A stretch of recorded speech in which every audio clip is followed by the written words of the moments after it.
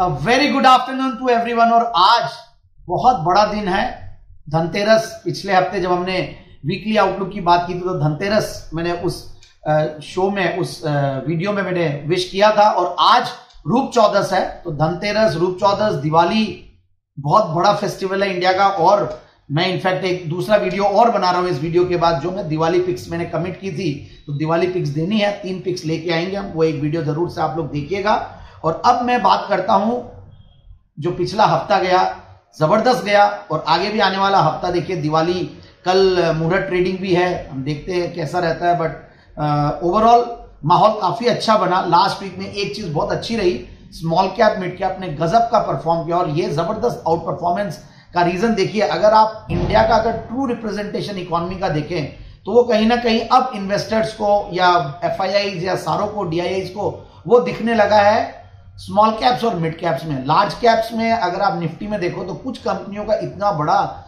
Weightage है कि उनके मूव से वो निफ्टी पे काफी बड़ा इंपैक्ट लाते हैं। सो ओवरऑल आई फील कि स्मॉल कैप मिड कैप में काफी सारी आइडियाज भी अच्छी है, काफी सारे फंडामेंटली स्ट्रॉन्ग स्टॉक्स, काफी अच्छे रिजल्ट्स देने वाले स्टॉक्स मिल रहे हैं, तो वहां पे इसलिए तेजी भी बनी हुई है। और सबसे बढ़िया बात है, स्मॉल कैप इंडेक्स ने अपने नए हाइज बनाए हैं। पिछले बार के हाइज को वहां से करेक्ट हुआ 12,200, जहां पे मैंने बोला कि सपोर्ट लेना चाहिए, और वहां से नया बाउंस देके अपने पुराने हाइज को क्रॉस किया जो 13,148 था, और उसके ऊपर अब डिसाइसिवली ट्रेड कर रहा है। सो लेट्स सी, आगे भी मुझे लगता है कि आउट परफॉर्मेंस बना रहेगा स्मॉल कैप मिड कैप का। और अब ये small cap mid cap large cap जो हम बाइफरकेट करते हैं, ऐसा नहीं है। आजकल जो क्वालिटीज और जो साइज हो गई है मिड कैप्स की भी, वहां पे भी काफी सारी बड़ी कंपनियां, और स्मॉल कैप में भी बहुत बड़ा मार्केट कैप हो गया है। सो ओवरऑल आई फील कि बिल्कुल तेजी में बना हुआ है मार्केट। नीचे का लेवल अच्छा सपोर्ट ले रहा है। मुझे ऐसा लगता है कि 19,300 से लेकर 19,200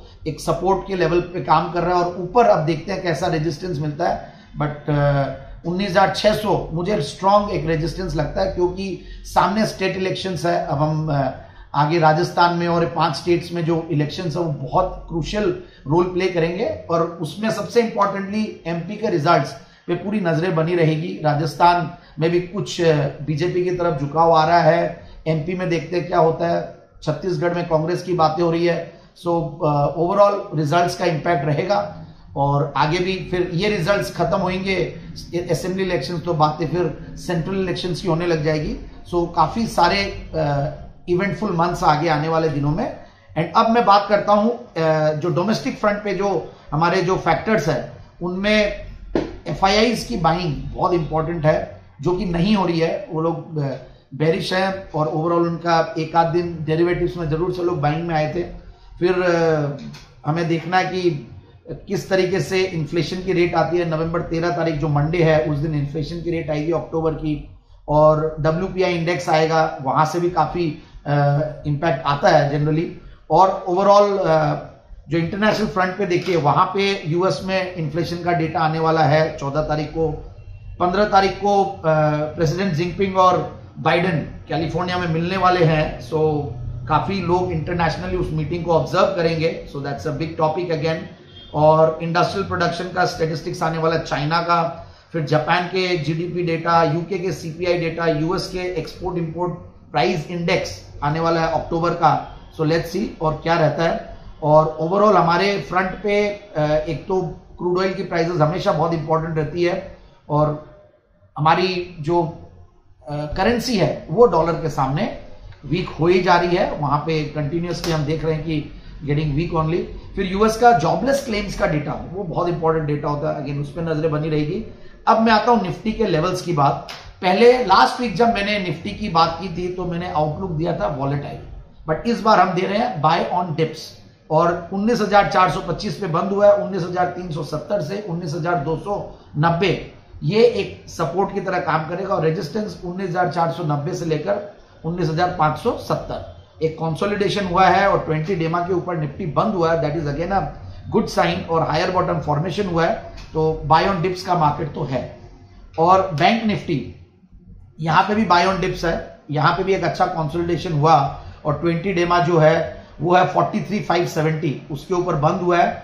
और 200 डेमा जो है 43,257 उसके ऊपर भी बंद हुआ, और यहां पे भी हायर बॉटम फॉर्मेशन दिखा। और कुछ बैंक्स काफी अच्छे लग रहे हैं चार्ट्स पे भी और फंडामेंटली भी, और बढ़िया रिजल्ट्स भी दिए। जैसे आईसीआईसीआई बैंक भी परफॉर्म नहीं कर रहा है, एचडीएफसी अपनी ही चाल चल रहा है, फिर इंडसइंड बैंक अच्छा लग रहा है, एक्सिस बैंक अच्छा लग रहा है। So let's see what happens, but bank Nifty भी अच्छा लग रहा है, बाय ऑन डिप्स है। यूएसडी आईएनआर, यहां देखिए यह एक प्रॉब्लम हो रही है कि अपने रुपया कमजोर हो रहा है और इसको इनफैक्ट स्ट्रांग होना जरूरी है। और यहां पे भी 20 डेमा 83.25 के ऊपर यूएसडी आईएनआर बंद हुआ है। सपोर्ट 83.20 से लेकर 82.90 and resistance is 83.50 to 83.90। So let's see, fingers crossed, थोड़ी बहुत स्ट्रेंथ आ जाए इंडियन करेंसी में, that is more important. Euro range bound लग रहा है। डॉलर इंडेक्स की बात करते हैं तो डॉलर इंडेक्स में पिछली बार मैंने बेरिश व्यू दिया था, which is good for our markets, और इस बार रेंज बाउंड लग रहा है। और यहां पे भी देखिए लो बनाया 104.70 का और वहां से बाउंस किया 105.90 तक और 105.69 पे बंद हुआ है। So let's see what happens. 105.90 से लेकर 106.50 is the resistance. Gold again weak हो गया, इनफैक्ट सेल ऑन राइज। और वैसे तो देखिए दिवाली के आसपास गोल्ड और सिल्वर अगर थोड़े वीक होते हैं तो अच्छा है कि हमें नीचे के लेवल्स पे एंट्री मिल रही है।